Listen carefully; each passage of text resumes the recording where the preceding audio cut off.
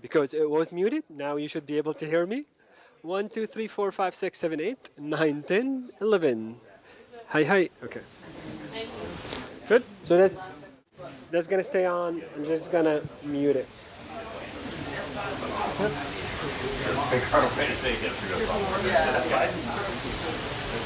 Yeah, that's right.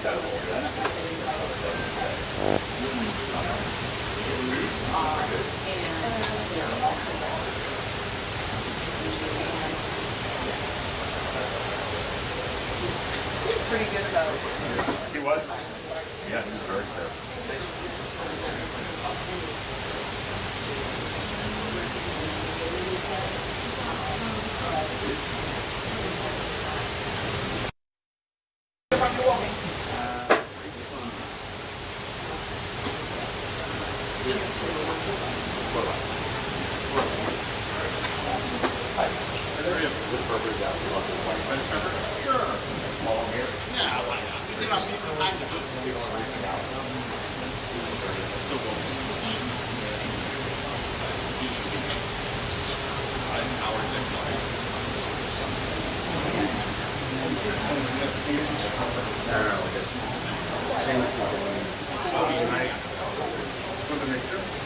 You don't want to be in our little movie? That's fine. Well, I mean, how else would you catch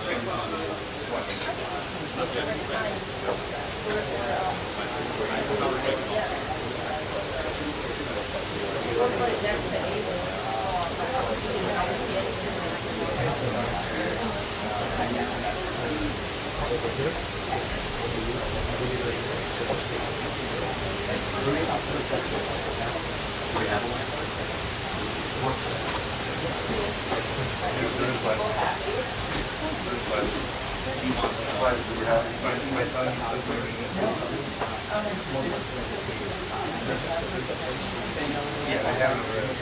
That's over her.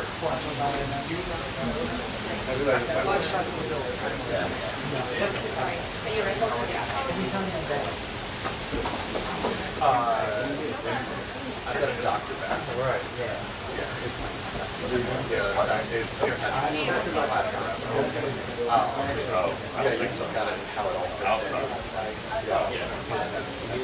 Have you been good? I have to call him. Including the people. Good, man. Yep. Life is good. Life is good. I'll get yeah, I'm going to keep this around in the bucket. And this is the old FS7. They won't. Oh, yeah. Oh, absolutely. Mine's going to be sick. Yeah. I had to take out the mat on the inside to see the full fiber. And like that, it should be there. Yeah. Just trying to get out there. Oh, is it white? Yeah, I've got a kind of a small.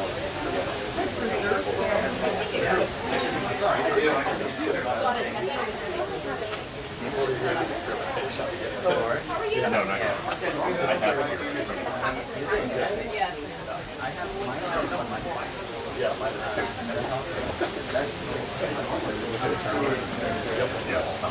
All my hair.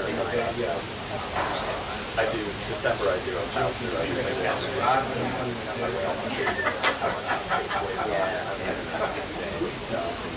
And a lot in between. Exactly. Yeah, I know you.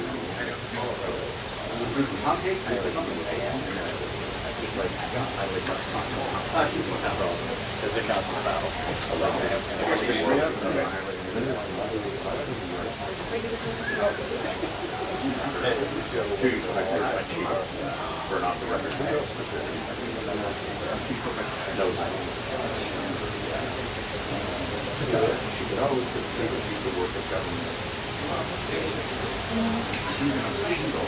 Oh, Justine? Yes. Yeah. Nothing but grace. That's what she was somewhere else before. Yeah. Oh, really? I applied it to her. I do.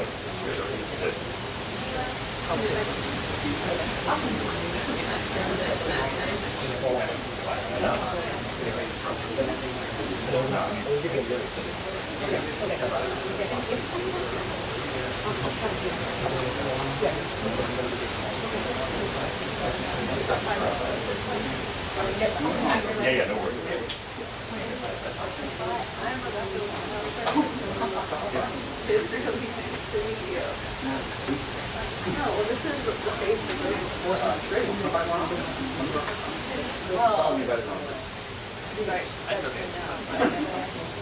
No, it's fine.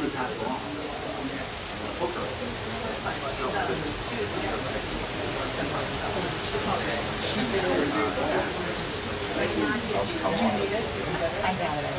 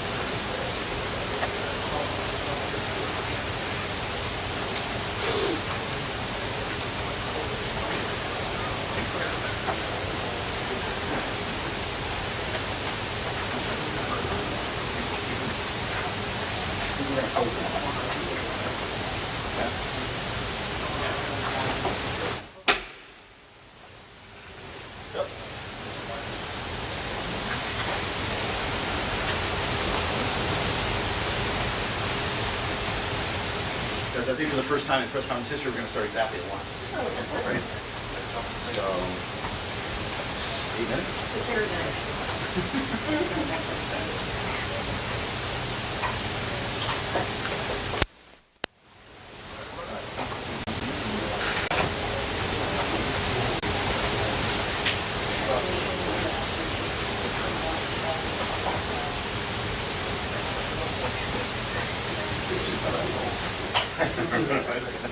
I can keep it like very precise the time. Like someone's supposed to be okay, so okay, 9:30. You guys said 9:30.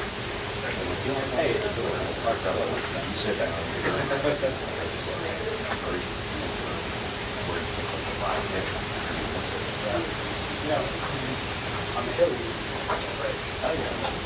All right. And I'll just find out.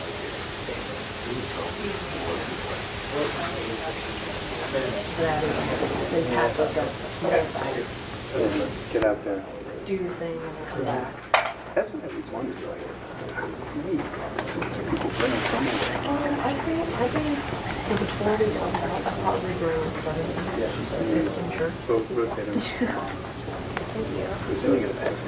No, this is the highlight for me. How motherfucking like your story done, honestly. So even though we'll have hotels, I have to call That's really nice.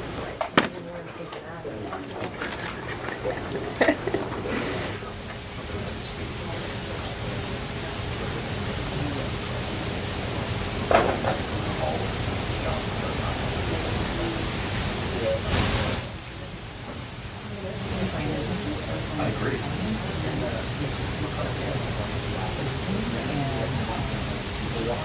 Correct.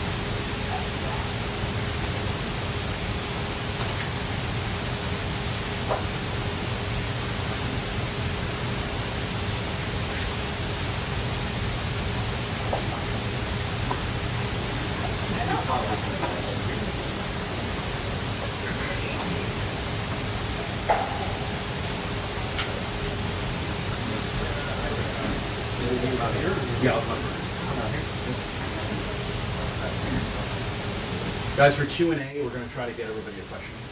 If time, we'll follow up after. Call you in order like we did last time. Starting in 2 minutes. 1 o'clock.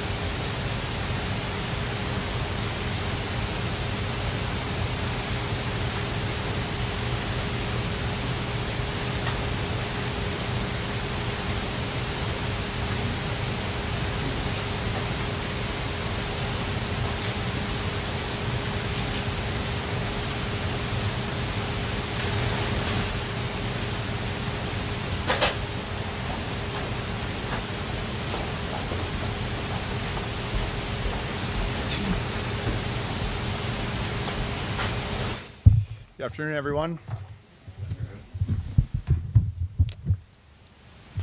So in today's hyperdynamic threat environment, the mission of the Secret Service is clear. We cannot afford to fail.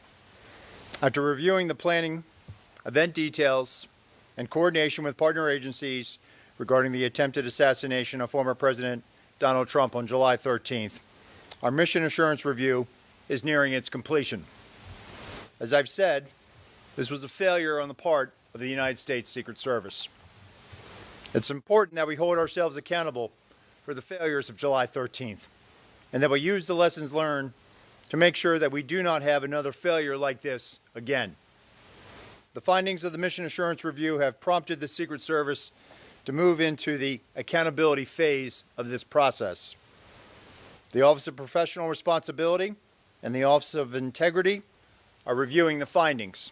And as a result of these failures, what has become clear to me is we need a shift in paradigm in how we conduct our protective operations. As was demonstrated on Sunday in West Palm Beach, the threat level is evolving and requires this paradigm shift. But here are some of the findings from this Mission Assurance Review. With respect to command and control of the site in Butler, Pennsylvania, The Secret Service has the main responsibility of building the site plan. We cannot abdicate or defer our responsibilities to others. Advance team personnel have an obligation to ensure that each site meets the protective requirements and principles of Secret Service methodologies. The Secret Service did not give clear guidance or direction to our local law enforcement partners. There were communication deficiencies between law enforcement personnel at the site. For example, the Secret Service did not co-locate its security room with local law enforcement. There was an over-reliance on mobile devices, resulting in information being siloed. For example, at approximately 1810 local time, Secret Service informed personnel that local police were addressing an issue at the 3 o'clock of the outer perimeter. At approximately 1810 local time, via phone call, the Secret Service security room calls the counter-sniper response agent reporting an individual on the roof of the AGR building. That vital piece of information was not relayed over the Secret Service radio network.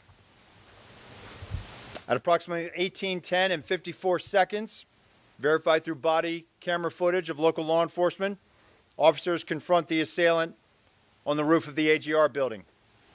At 18:11:05, by a phone call, a site agent calls the assistant site agent to find out what exactly is going on at the 3 o'clock, and during that call, shots ring out.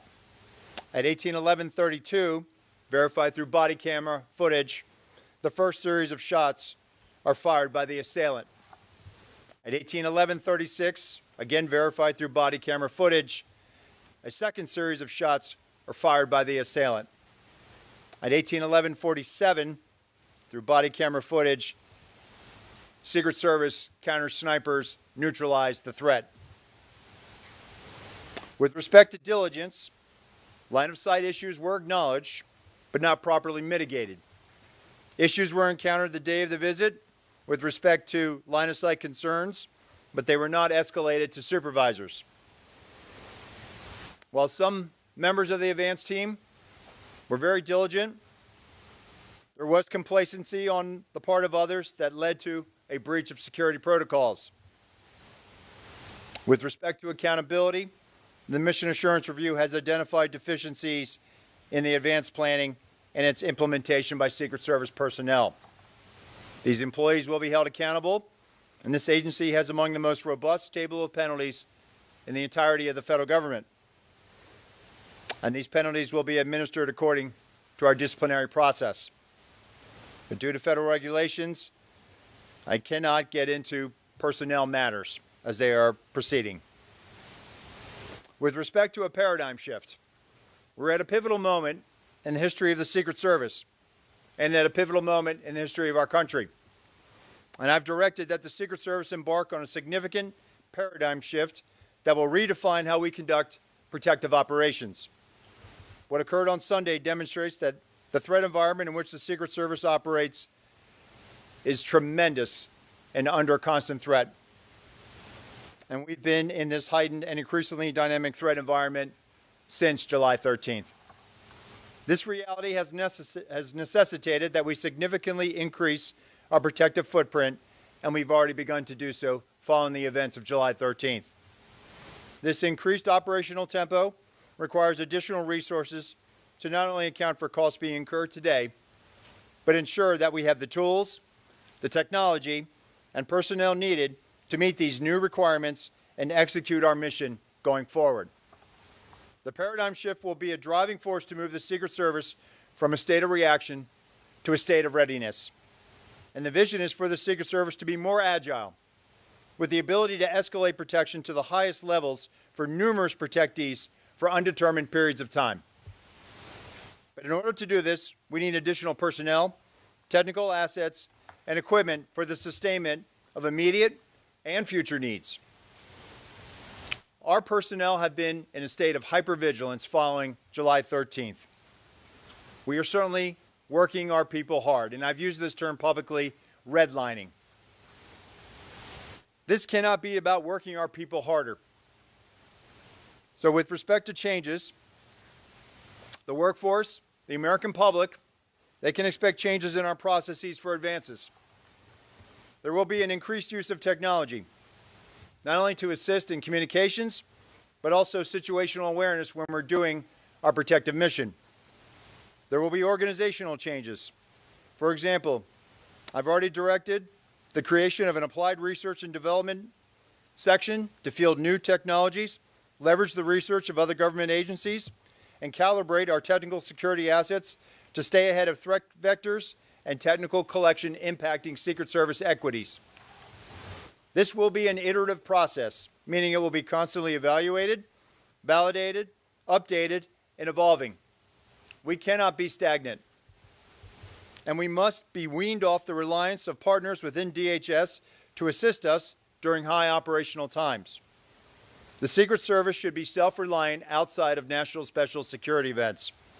However, we recognize that we will always need assistance from our partners within the Department of Homeland Security and our partners at the Department of Defense. And I want to take this moment now also to thank our workforce. I want to conclude by thanking the men and women of the Secret Service who are working tirelessly. This summer, we experienced an unprecedented operational tempo for our agency. Within a 45-day period, the Secret Service successfully implemented our operational security planning at 3 national special security events: the NATO Summit, the Republican National Convention, and the Democratic National Convention. We successfully protected both the presidential debate in Philadelphia and multiple protective visits commemorating the anniversary of the September 11th attacks. All of this took place while protecting major party candidates on the campaign trail. This high operational tempo continues as the Secret Service prepares for the United Nations General Assembly next week, where we expect to protect more than 140 visiting world leaders and heads of state. I am proud of all that we've accomplished in a very difficult and tumultuous time for the agency. And I recognize and thank the men and women of the Secret Service and their families for continuing to make great sacrifices in support of our enduring mission. And with that, I will take questions. We'll go with Kelly O'Donnell of NBC News. Director, given all of the attention and scrutiny related to these events, Sir, given all the attention and scrutiny related to these events, do you believe your highest level protectees will now need to campaign differently in how they organize their events and in how they live their daily lives, things like trips to golf courses or recreational time? Will they have to live differently in order to be safe? Well, ultimately, Kelly, it's the responsibility of the Secret Service to make sure that we provide a secure environment for our protectees. We want them to make sure that they can live their lives with some type of normalcy, but they must do so with us providing the highest levels of protection, which we have been doing since July 13th.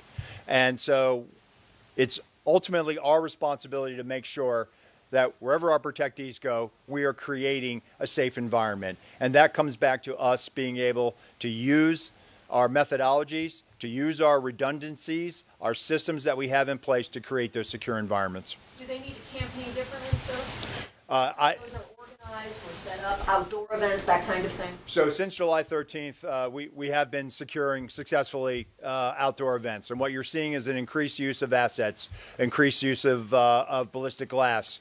So we certainly make sure that when they are out there at an outdoor venue, that we are using our protective methodologies to create that safe environment. Go to Maria Sacchetti, Washington Post. Hello, Director. Thank you for taking the time. Could you just kind of go into a bit more detail about the conversations you had with Trump campaign staff about the selection of the Butler site? The report says that Secret Service agents saw it as a challenge, and staff wanted to have the rally there. Did the staff go against your recommendation? Can you speak to exactly what was said and what the outcome was?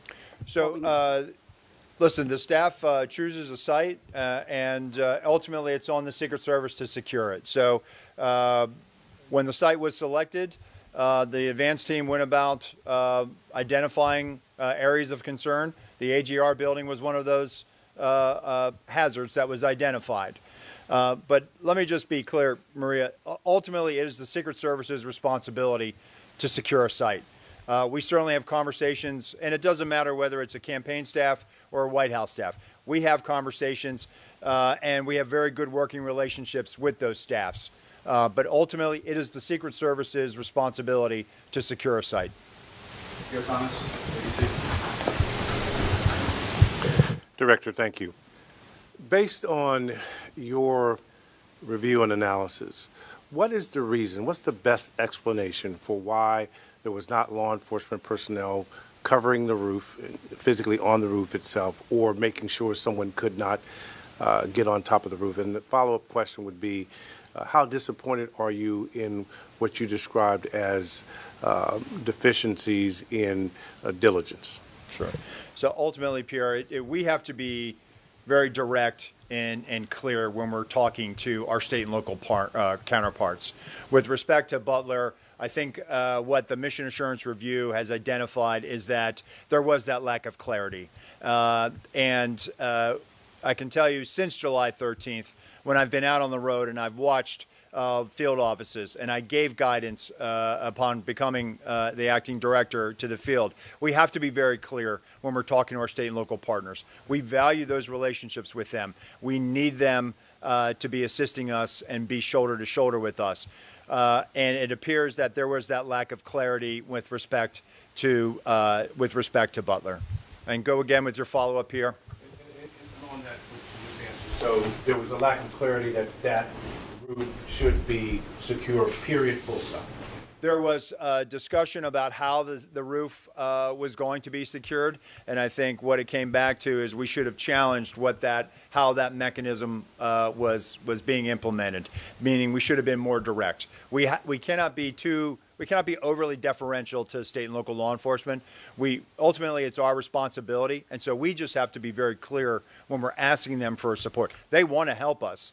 And what we found is that in this, they in the mission assurance interviews, it became apparent that in comparison to prior visits to that area, there was one prior visit in 2020, that there was a lack of assertion with respect to what exactly state and locals would have to require or would be required to support that advance. Second question, simply, how disappointed are you when you see that, as the report states, that some personnel did not follow Secret Service protocols? Well, I'm not going to get into employee disciplinary matters, but what I can tell you is the men and women of the Secret Service are dedicated professionals. And so while July 13th is a failure, we're not proud of it, but we certainly have been rising to this moment. The men and women in the field are rising to this moment. They are working tirelessly to make sure that the people we protect are safe. And so I will never be disappointed in our folks. I am proud of this agency. I am proud of our people. Riley Sullivan, New York Times. Hi, thanks so much for doing this.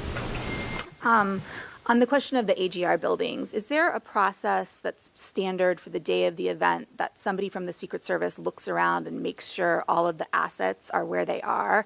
And since the roof of the AGR building was such a glaring omission, why didn't anybody raise that issue at the time? Or secondly, in the security room, look and say, I don't see any local police in here. How are we going to hear them? Right, and I think that was a failure to challenge our assumptions. The assumption that local police were going to have more of a presence in that AGR building.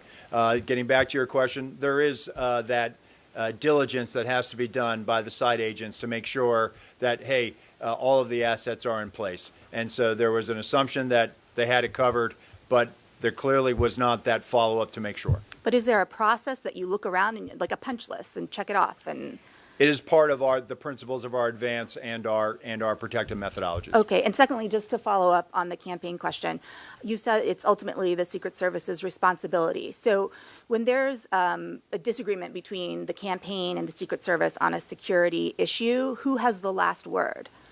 So it's not about disagreement, it's about a negotiation. They certainly don't want any harm to come to their principal, and so they respect us. And so usually what it boils down to is escalating it up to a supervisor and a senior staff level. What I can tell you is that if there were discrepancies, and there were, regarding how the site was supposed to have been secured, how supervisors were briefed, and supervisors reported in their mission assurance interviews that they envisioned harder assets to be able to secure that line of sight, to be able to mitigate anything that might have been looking in or would have created an openness on the site at the Butler Farm Show.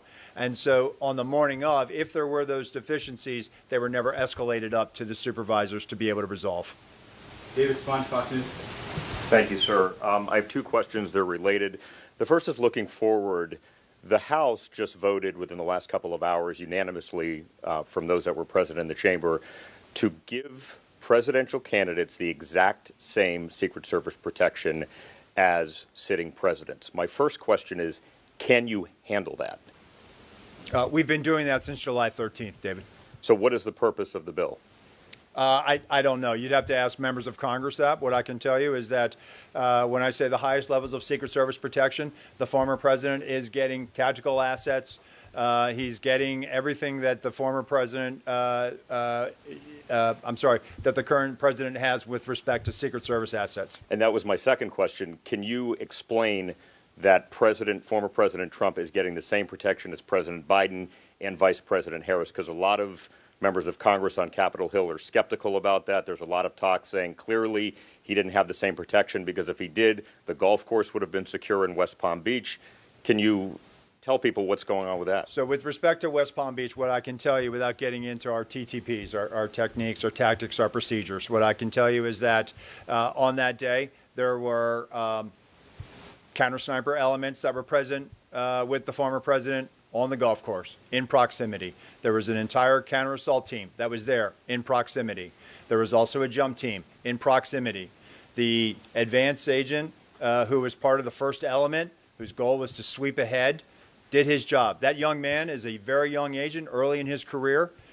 His vigilance, his reaction is exactly how we trained and exactly what we want our personnel to do. He identified a threat, an individual with a long gun, and he made swift decisions and took a swift action to be able to mitigate that. No shot was fired at the former president. The former president was not exposed to where he was on the golf course. And what I've said, and I said this Monday, that the procedures work, the redundancies work, so that high level of protection is working. Nicole Scango, CBS. Acting Director, thank you very much for doing this. Two questions, just one on West Palm Beach. The busy public road that is adjacent to that sixth hole where the suspect was hiding is a well-known blind spot on that specific golf course. Why did no one within the U.S. Secret Service sweep behind that fence line for threats? They were sweeping ahead, Nicole. So what I just explained is that that lead element was going ahead sweeping. But was there anyone behind the fence where the road was sweeping there to see if anyone was in the bushes? Having been there and seen the vantage point, whether they were on the public side or the private side, the bottom line is the individual was detected. On Butler, you testified before Congress that all assets requested for the Butler rally by Trump's detail were approved. But there are Secret Service assets that may have prevented the tragedy on July 13th, most notably a counter-assault advance team that would have surveyed the site ahead of time or enhanced counter-drone protection that might have prevented the tragedy. Were those specific assets requested by Trump's detail? If they were they denied? And if they weren't, why weren't they requested? So the counter-assault team had an element that was there that had embedded with local law enforcement, so we had tactical elements in place. The counter-assault team leader that day had been in direct contact in the days leading up to July 13th with those tactical elements. But just to be clear, did the Trump detail ask for any additional resources that were denied by the Secret Service? So based on the information I have right now, the asset request, all of those assets that were asked for were approved. And so what we're looking at now is, were there any additional ones that came in through other channels? But what I can tell you, based on the information I have now, the assets were approved. We'll go to Holmes or CNN.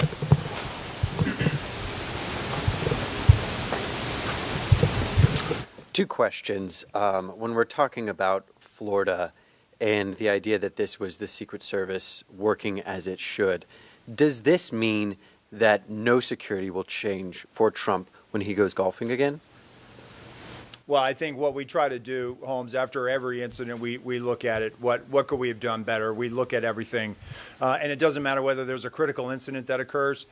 So we are looking and we're reevaluating to look at, do we need? I've had conversations with Sheriff Bradshaw in Palm Beach County.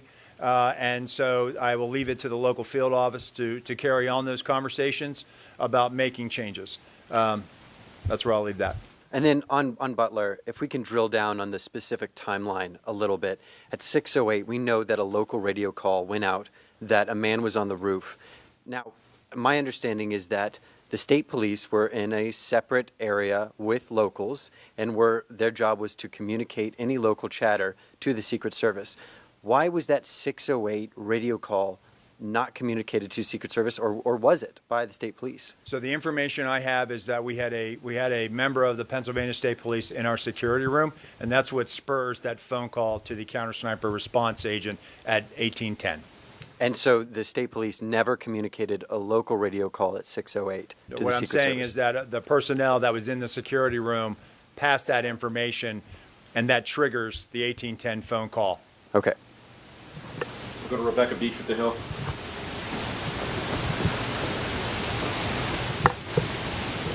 Hi, I know Congress has sounded a little resistant lately in terms of what it might do for funding for the Secret Service. Given the sort of paradigm shift that you've laid out today, I'm curious what you'll be looking for from Congress and sort of what you're seeking from lawmakers to carry that out.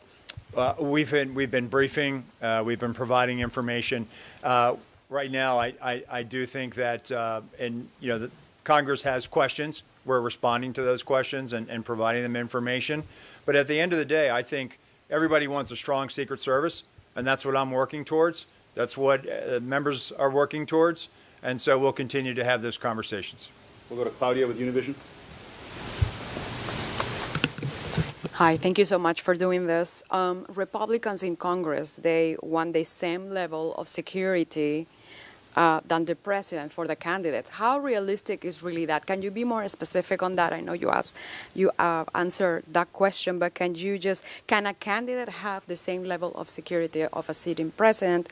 And also, what changes are we expecting in the security area after, where most of the incidents happened? So how I approach that, Claudia, is this. The way the Secret Service is structured, the President of the United States has the highest level of protection of any world leader, period, the end.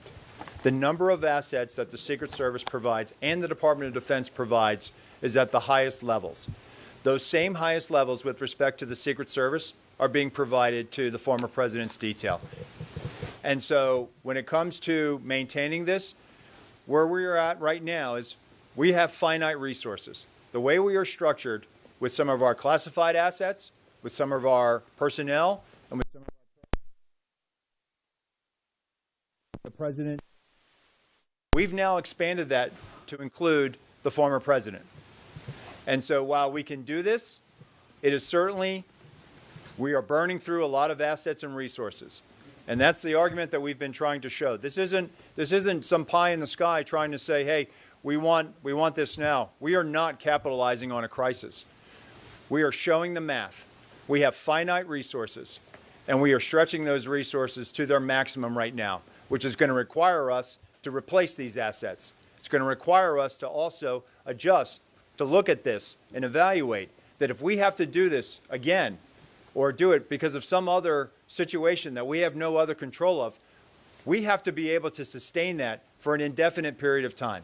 And so I am hopeful, and I am certainly engaged in these discussions, and I feel like at the end we will get there because we have no other choice.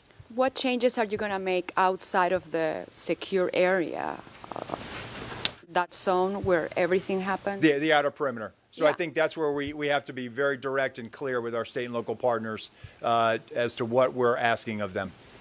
Go to Joe Khalil with News Asia. Thank you, Acting Director. I've got two questions. The first, it's our understanding it takes anywhere from 4 to 10 years for an agent to go through the training that rises them up to a presidential detail level. You've described a manpower issue.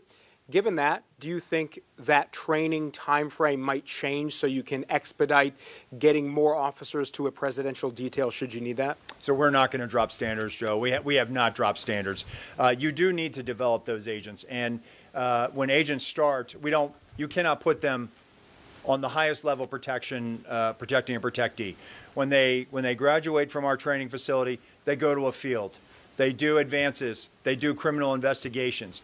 The importance of having that what we call phase one, that's where those agents that are doing federal investigations, that are interfacing with local law enforcement, those are skills that they learn. Analytic skills, how to conduct a federal investigation, how to interact with a U.S. attorney, how to interact with a state or local agency. And all the while they're doing that, they're also popping in and out doing protection, whether they're doing it in New York City for a United Nations General Assembly, or they're doing in advance for a visiting head of state or a world leader that comes into their field office district.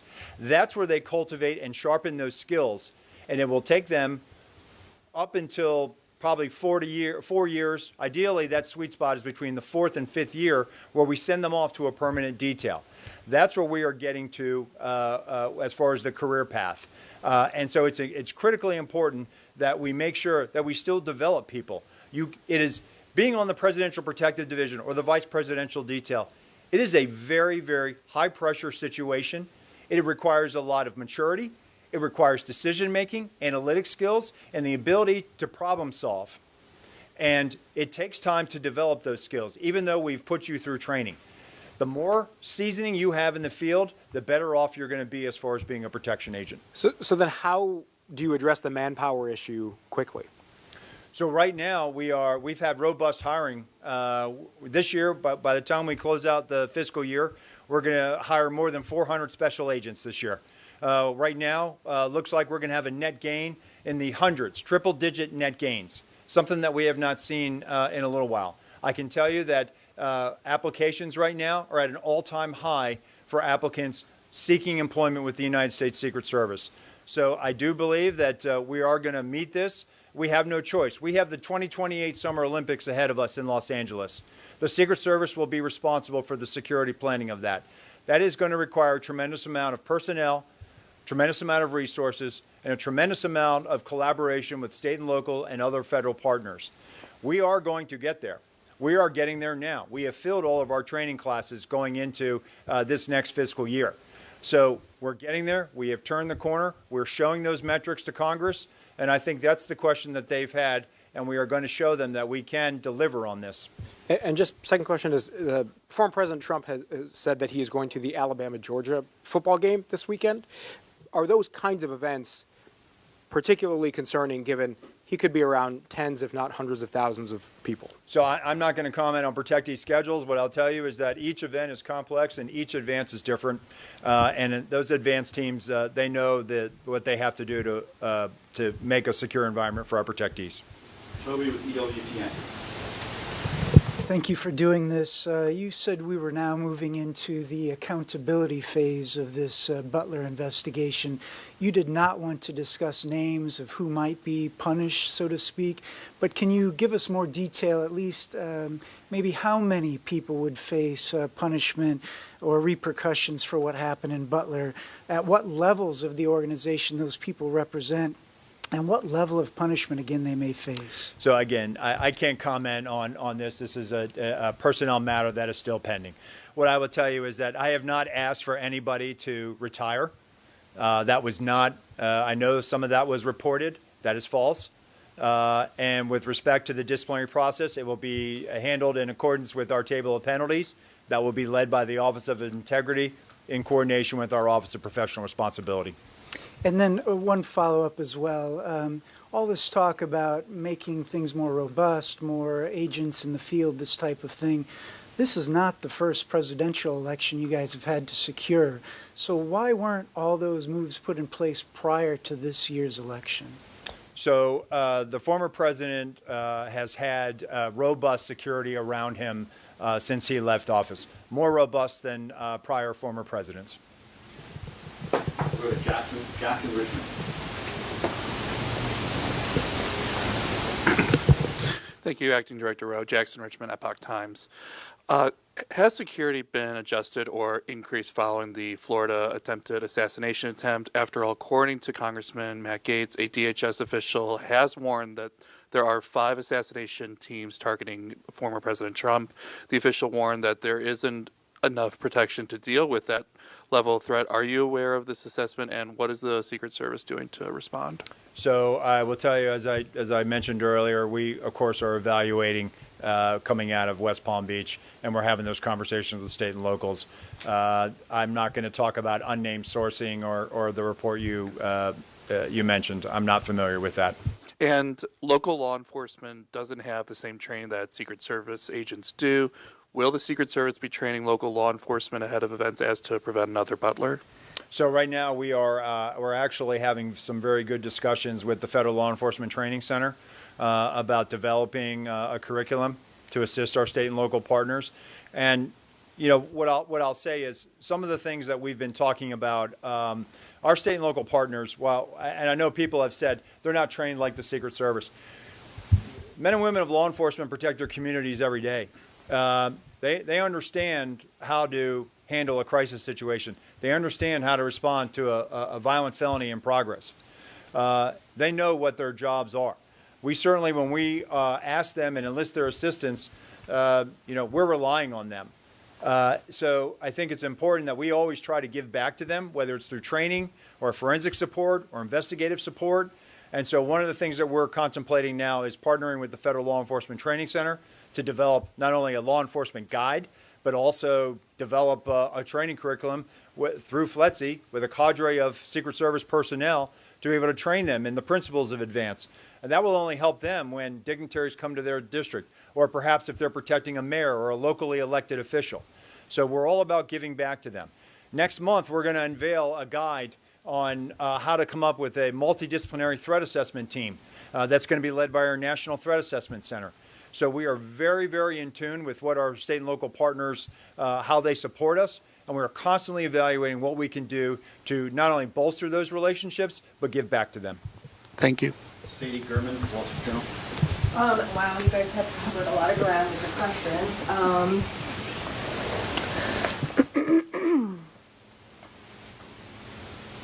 I guess I would just ask, guys, I don't know. You guys have really covered it. I'm sorry.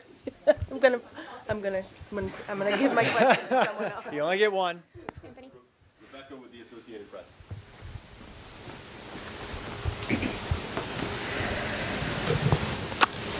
I'm going to go back to the line of sight issues and the roof issues. Can you just lay out very clearly who was responsible for security on those roofs?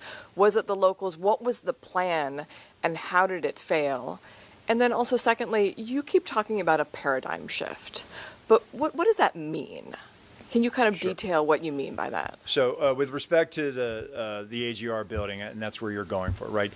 When we construct a site, not only are we worried about who can get into a site, but also who can look into that site. So there should have been clear direction about what we needed done at the AGR building. That was discussed during the advance, but I think there was a lack of follow through based on the information I have now and what I'm seeing. There should have been better follow through in some aspects of that, about access control to that property, about access control to the collateral property of the AGR building. And so it was about not giving the state and locals clearer direction on what we needed done. With respect to the paradigm shift, this is about looking at the organization holistically. For example, the communications issue. Communications were problematic. And I think where I'm looking at is we need to have communications that are more closely aligned to the operations. And so coming out of July 13th, what I've seen and the direction I gave is we have to be very efficient with where we're putting our security rooms. Recently, I was on a visit where, again, similar to Butler, where there was a unified command post. Just as there was in Butler, there was one at this location, where not only did you have emergency services insofar as fire life safety, but you had emergency management officials. You had the highway patrol and the state police in that room. You had local law enforcement in that room. You had Secret Service agents in that room monitoring frequencies and listening to what was going on those state and local networks. In addition to that, the locals were flying a drone in proximity to the site. That drone feed was being beamed into that unified command post, and our agents had total domain awareness about what was going on. Also, they had traffic cams. They were able to pipe in those traffic cams into that unified command post. That is the model by which our field, they have taken this to heart, and those special agents in the field are now having those conversations, and they are directing exactly what we need, and they're posting our people exactly where we need to be, so that when our protectees are in a site, we have total awareness of what's going on around us, and we have total awareness of what's being communicated on those local networks. And if I could just follow up with one question. Down in West Palm Beach, on the evening of the attempted assassination down there, the local chief, I believe it was Bradshaw, had said that when Trump was president, there would have been a lot more security around the perimeter, but basically now the Secret Service does the best that they can. But you've said that he has got the highest levels of security now. I mean, can you compare and contrast, like, is it the same now as he would have been getting while he was sitting president? So what I'll say is the former president has the highest levels of Secret Service protection, and I think the sheriff actually went back and clarified his statement, so I would point you to that. I believe he did that on Monday. Thank you, Director. Wanted to ask about Sunday's incident as well. Is it your view, I know you've talked about the procedures working as intended, is it your view that there wasn't any type of security lapse that allowed that armed individual to get within a few hundred yards of the former president? Well, I can tell you is we're looking at it from an after-action report, looking at reviewing that. But what I think it goes to show is that that's why we have tripwires. That's why we have systems out there. That's why we have redundancies built into our protective model. And that's what was demonstrated on Sunday. And in terms of the report, I mean, what specifically will be different on the ground now? For instance, are you mandating that command posts have both Secret Service and local law enforcement in them? Will law enforcement have to communicate on the same frequencies? Are there any sort of practical changes that you've made that are in effect, based on the report? Yeah, so security room location, right, being where local law enforcement is, right? The broad use of technical security assets, ballistic glass, leveraging partnerships with the Department of Defense to be able to move materials, move personnel across the country in support of a nominee. So those are things that we've been doing post July 14th, and those are things that are going to probably be in existence in perpetuity moving forward. Mark Jason, USA Today. What's your comment? I also had a question about Florida. Can you say whether there's any indication that this suspect might have surveilled golf courses any time before Sunday, or what led him to choose that day to be there for maybe 12 hours? So it's an active investigation, so I would refer you to the FBI for that. And can you say anything more about golf courses or sprawling open places, anything that would be publicly visible that you could say, here is how we are beefing up protection when a protectee is on a golf course? So again, what I've said, and I'll continue to do this, and I have to be very mindful of our techniques, our tactics, and our procedures. It is probably not good to continuously not only talk about Secret Service procedures, because we're telegraphing to adversaries. We're telegraphing to people who probably would intend to do harm to our protectees. But what I will tell you is that our model, our protective model, it consists of multiple layers and redundancies. The outer, the middle, the inner, those are the layers. And then we have redundancies built into that. And so with respect to golf courses or any open venue, we apply those methodologies. Ellen Gilmer with Bloomberg will be next. Thanks, Acting Director. With regard to your conversations on Capitol Hill, can you talk about, for resources, do you need to have a specific dollar amount included in an upcoming CR to make things work, or would the anomaly language that the administration had previously requested, is that something you can live with? I'm not going to get into specifics because we're having those conversations, and out of respect for the confidentiality of those discussions, I'm not going to disclose a number. What I'll tell you is that we've made several presentations. We're working at the staff level, and we're having those conversations, and they are ongoing. And related to that, you mentioned earlier you want the Secret Service to wean itself from relying on other components of DHS in its protective mission. Is that contingent on getting those additional resources, either right now or at some point in the appropriations process? Well, I don't want to rule out that we'll never have to enlist the assistance of others through requests for assistance, and we do those memorandums, and we did that back for several presidential campaign cycles. But I think the importance here is we have to be able to, at a moment's notice, surge people to where they need to go. And if we're going to be having to mitigate, and that's what we do, we're in the risk mitigation business. We are not in the risk elimination business. And so we have to be able to have the personnel, the assets, and be able to spread those out for an indefinite period of time in the event that another situation, a geopolitical conflict, or some other tension requires us to do so. Ashley with the Examiner. Thank you. You've addressed the golf course incident in great detail, but I just want to ask, are you fully satisfied with the way the Secret Service managed the Florida incident on the golf course, or would you change anything? Can you answer the question that way? I'd say based on the information I have right now, I say that situation was managed according to our training. As soon as our agent discovered the individual, took swift action and took steps to neutralize that threat. Immediately upon doing so, he communicated over the radio. There was a communication of shots fired, which immediately not only did our personnel assigned to the close protection of the president, of the former president, hear the shots, they immediately went into action. The counter-assault team went into action. The counter-snipers went into action. Supervisors and shift personnel immediately evacuated the president, took the most expedient route to where he needed to shelter in place. He had ballistic protection around him. They sheltered in place until they could determine, was this just the first wave of an attack? Immediately, local law enforcement assets responded to the scene. Local tactical assets that were partnered with our counter-assault team were also present, immediately responded.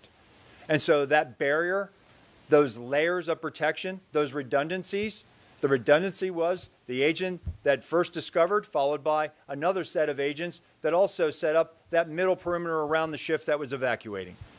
And so in the case of West Palm Beach, based on the information I have now, and again, we will review it, it appears that those agents, those supervisors, made swift decisions and made correct decisions. We'll go to Liz Landers with Scripps.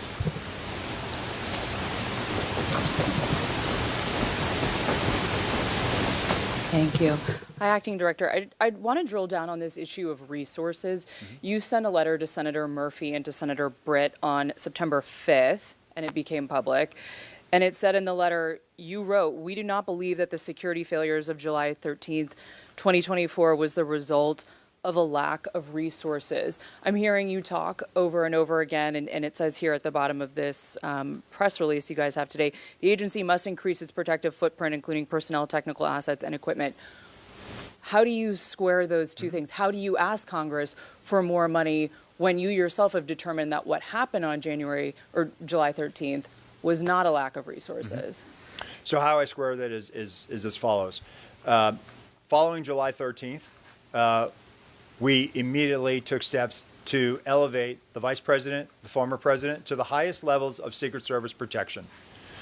We also took steps to elevate the protection of Senator Vance and eventually Governor Walz to high levels of Secret Service protection. And what I was talking about earlier is the way we are structured. And I go back to this. The President of the United States is the most highly protected individual on the face of the world. That is how the Secret Service is built. That is what we are primarily focused on. And then once you have those assets and resources, they are also committed to the vice president. So how I square this is as follows. Following July 13th, when now we are because of this hyperdynamic threat and the operational environment which we find ourselves in, we only have so much of those assets to go around. And so while we are providing them to the former president, we are providing them to the president, to the vice president, to other protectees.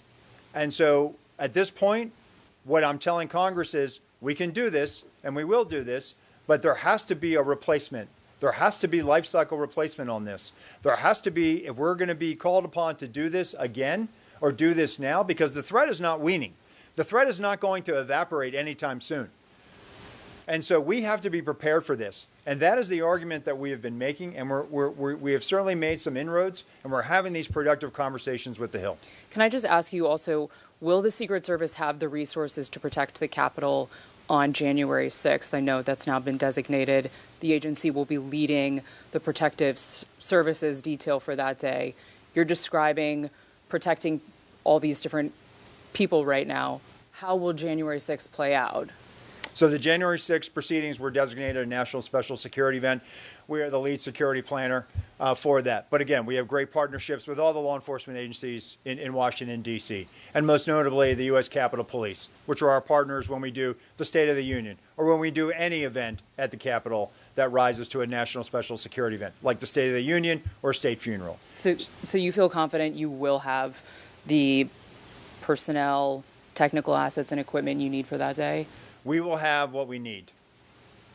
Director, last question is going to go to the pool. Blue Park.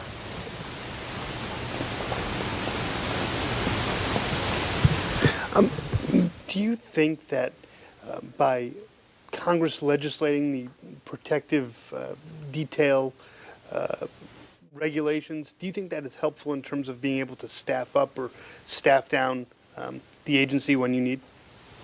So I have not done an analysis of the legislation. I assume it's pretty direct. But look, as I stated, I'm sure Congress wants to make sure that the Secret Service is strong. I don't know the intentions behind this piece of legislation, but what I'll just point back to, coming out of Butler, coming out of July 13th, we've been providing the highest levels of Secret Service protection to the former president. Thank you. All right, thank you, everyone. Thank you. Thank you, sir.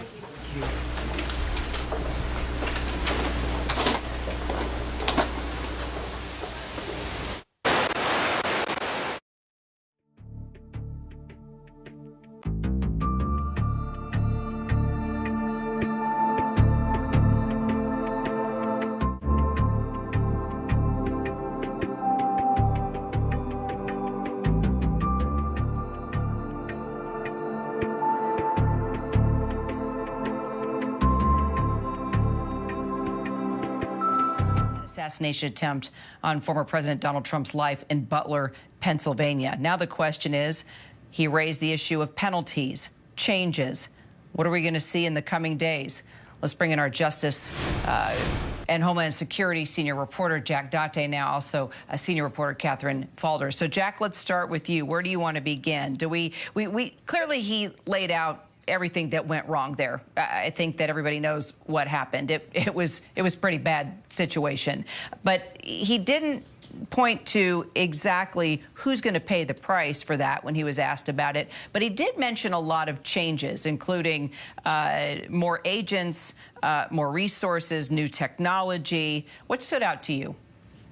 Well, I think, first of all, looking at sort of what went wrong here, it's pretty much, as you said, what we thought it would be. It was communications issues, but also their assessment and things like their lack of just follow through in communications and being able to drill down to what the locals were doing and assign them tasks, the lack of diligence, the due diligence that's required. When they really protected that stage area, they knew that there were line of sight issues that they needed to mitigate, and they didn't really take all the steps that they could have taken to prevent all those. And for that, they say that they are accountable for that, not the locals, that they didn't provide the direction that they needed to. There was a sniper team that was inside the AGR building, but the Secret Service was barely really aware that they were there, and they had no communication means with them. They didn't have radios that were talking to each other. So as calls were coming in through the local systems, they weren't shared in real time with the Secret Service. Those delays could have been critical. The report also finds, he didn't talk about this, but we've seen elements of the report. They had drone systems that they were that weren't working, frankly. They had technical difficulties that morning. They could have perhaps spotted the shooter's drone that he put up earlier in the day, but their systems weren't working. So they had all kinds of deficiencies. And as you point out, now people are going to be held accountable. So we're in the accountability phase. That goes to their Office of Professional Responsibility to try to figure out what punishments are available.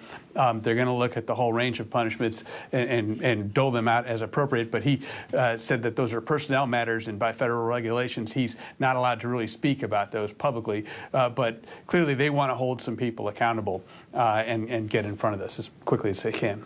And he also was quick, Jack, to point out this second assassination attempt. He laid out everything that went right in that scenario, that the agents put together a security plan quickly when the president wanted to go out and play golf. They had agents sweeping all around as he started to play the course. So do you agree that it was a totally different scenario this time around? And do you think it's because of what happened in Butler? Well, I think after Butler happened, the Department of Homeland Security, and really at the president's order, that President Biden ordered, that former President Trump, get the highest level of security. And they effectively ramped it up to be equivalent as much as it can be with the security that's provided the sitting president himself. And so they had more assets available. They had a counter-assault team, a counter-sniper team, and you know, they had the vigilance of a single agent that spotted the threat at the tree line. So in their view, the system worked. They will, of course, review it to see if there's anything that can be learned and improved on it. But in that instance, they feel confident and comfortable that the system they put in place to protect that golf outing actually worked, and they were able to neutralize that threat. And Catherine, one of the reporters there in the room asked, does this mean that Trump and VP Harris will have to campaign differently, live their lives differently? He didn't really answer that.